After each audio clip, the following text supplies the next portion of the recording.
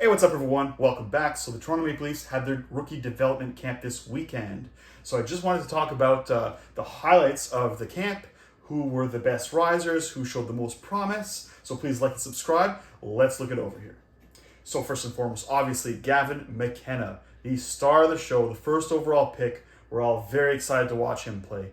He displayed some elite vision, hockey IQ, fantastic creativity. He's going to be an excellent playmaker. I can't wait to see him on the Leafs in September, or I guess October, when he's starting first line next to Austin Matthews, or, well, we're just assuming that, I guess. But he is very exciting to watch. I didn't look like he was trying his hardest, of course, but I mean, what does he have to prove at this point? We all know where he's going to go, but just nice to watch him play, of course, in a Leaf uniform as well.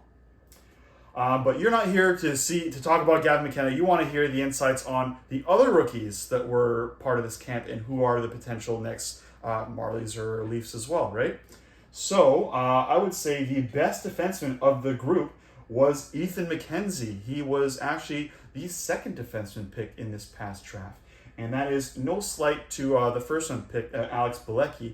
But Ethan McKenzie is a year older than him. And he is a bit, I guess we could say, a late bloomer, because last draft he was looked over, he was not picked, and then all of a sudden his rise was very fast. He made Team Canada, as you guys know, in the World Juniors, and at the camp he was the best defenseman there. Like I said, he showed very good puck movement, strong skating, good poise with the puck. So he's again one of those typical two-way defensemen that every team needs. So I figured he would probably project to be one of those mid-pair guys, I think. I mean, I don't think he's going to crack the Leafs in the fall, but I would expect Ethan McKenzie to graduate from junior and probably, hopefully, make the Marlies and sign his entry-level contract.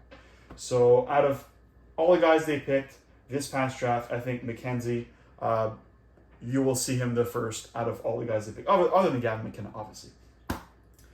Next is a guy that a lot of people may not be familiar with, but Harry Nancy.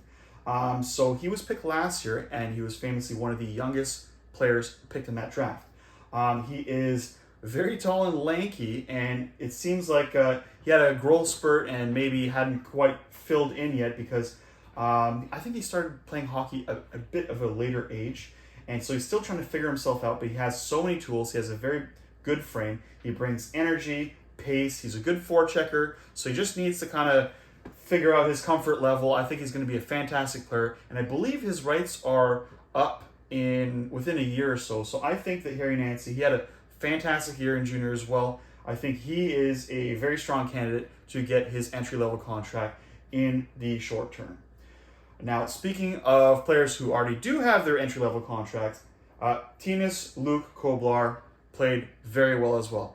He, of course, was playing in, I think, the Swedish Elite League with men against men, playing very well. He also played in a men's tournament for Team Norway, and he was their best player. And that's as a 19-year-old. He was also one of the youngest players at last year's draft and was the Leafs' first pick that they made in 2025.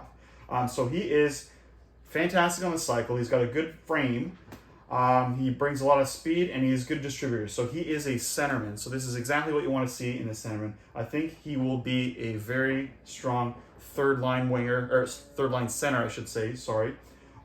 Maybe fourth-liner, who knows, but I think he has very high ceiling. I don't know how good his offense will be in the NHL, but I think he has a very high ceiling, meaning that there's a very good chance he makes the league as at least a bottom six guy, or maybe even penalty killer, who knows, but I'm very excited about Luke Koblar. Now next, a guy that was picked 3 drafts ago who also has his entry-level deal, Miruslav Holinka, another centerman as well, lo and behold.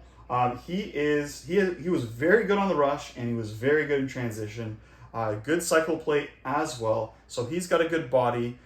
Seems like he got a lot more sure of himself this year, a lot more confidence. He was a bit of a shyer guy, and I guess moving over to North America, you don't speak English, was a little bit tougher for him as a younger man, or a teenager, I should say. It seems like he's starting to find his way, so very excited to see that for Miruslav Holinka. Now, let's talk about a player that most of you probably are not familiar with. Nick Moldenhauer. He was actually one of the oldest guys at this development camp. So he was picked, I think, 4 drafts ago. And his rights are just about to expire, if I'm correct on that one.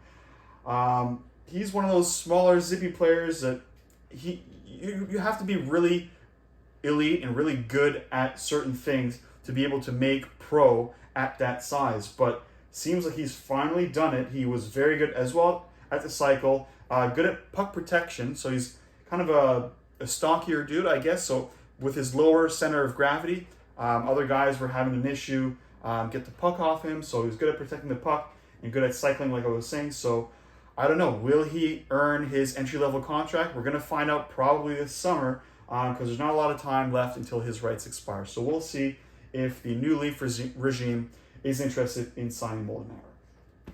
Now, as well, I just wanted to highlight the goalies real quick. The best goalie of the tournament was Patrick Plummett's tournament. I think it was just one game. I shouldn't call it a tournament, but I'm not good at scouting goalies, but he was the best goaltender there. So, best 10D award, Patrick Plummett's. And in separate news, since we're kind of on the subject of Marlies or junior players, Ryan Twarberg, I still don't know how to say his name properly. He just signed a 1-year deal, so happy to see that. He was very instrumental in the Marlies Calder Cup run, so happy to see another year with Twarberg. I'm going to say it that way for now. He gets a 1-year deal at $850K, which is the league minimum, and it pays $250K in the AHL, so I guess $250,000. So happy for him. He was one of the 3 Marlies restricted free agents, so we're still holding out here for Jacob Quillen and William Villeneuve. So hopefully they get signed in short order as well, and I can update you on that also. So if you made it this far, thank you so much for watching. Just want to show you another one of my ball pythons. So me kicking the board again. This is one of my piebald ball pythons. Piebald is the pattern with all the white there. Very cool snake. Please like and subscribe. She would really appreciate it. So would I. Thank you so much for watching, and I'll catch you on the next one. Take care.